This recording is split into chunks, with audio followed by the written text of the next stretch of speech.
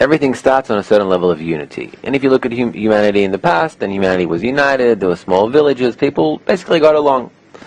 And then, in the process of development, there's a state called individuation. So basically, what was once united, what was once like this one thing, is now beginning to be broken apart into different pieces. And what happens when people are broken apart into different pieces? They begin to reach a state of conflict.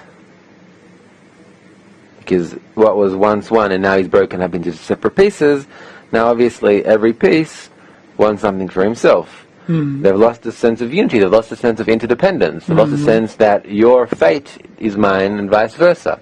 So it begins a state of conflict. Right. Now, they feel that the existence of the other actually is against my interest. Exactly, against my interest. So if I want to succeed, then I have to take advantage of you as much as possible. I have to exploit you, because that will make me better off. Forgetting that if we were once this one cell, and although we've been separated, we're still on some level connected, forgetting about that, forgetting that we're actually built to be connected. Exactly. So that's already a stage where we lose the sense that we are part of one system. We lose a sense, yes. That's already in the individuation. The conflict is when we completely lose the sense that we were once connected. We were once one. And then what happens after conflict? Conflict isn't a good state. Conflict is wars, it's crises, it's hunger, it's famine, it's depression. It's everything bad we're seeing in the world today. Right. So people start making alliances. They start making alliances. They start figuring out how we can improve that situation. And then there's a state of negotiation.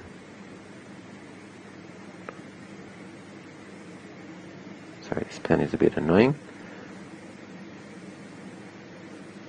In other words, how can we start putting the pieces back together again?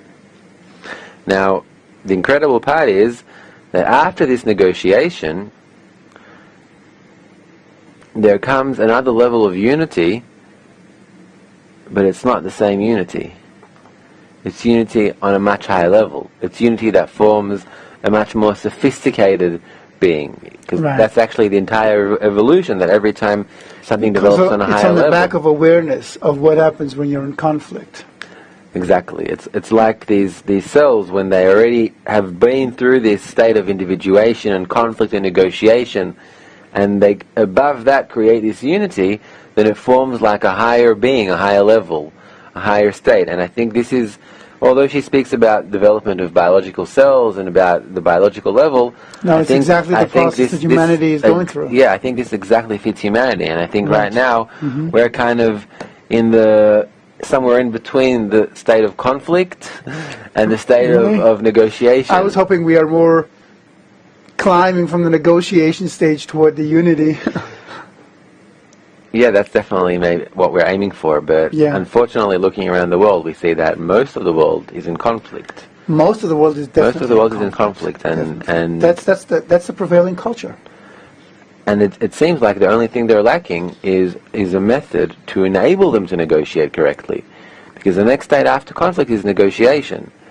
But it's not working because people don't know how to negotiate. They don't know how to start creating these good positive connections. They know it's better for them, they feel it's better for them, but they're lacking a method to do so.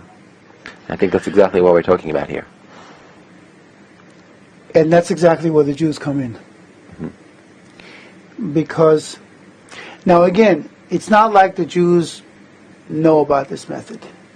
They don't, granted, but because at some point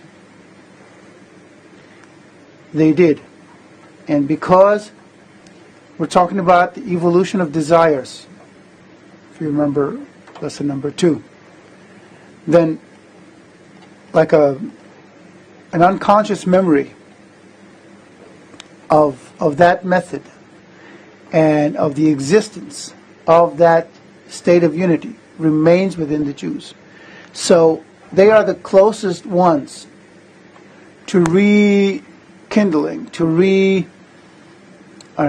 reviving that connection and therefore that perception. And we need to understand that today humanity is so powerful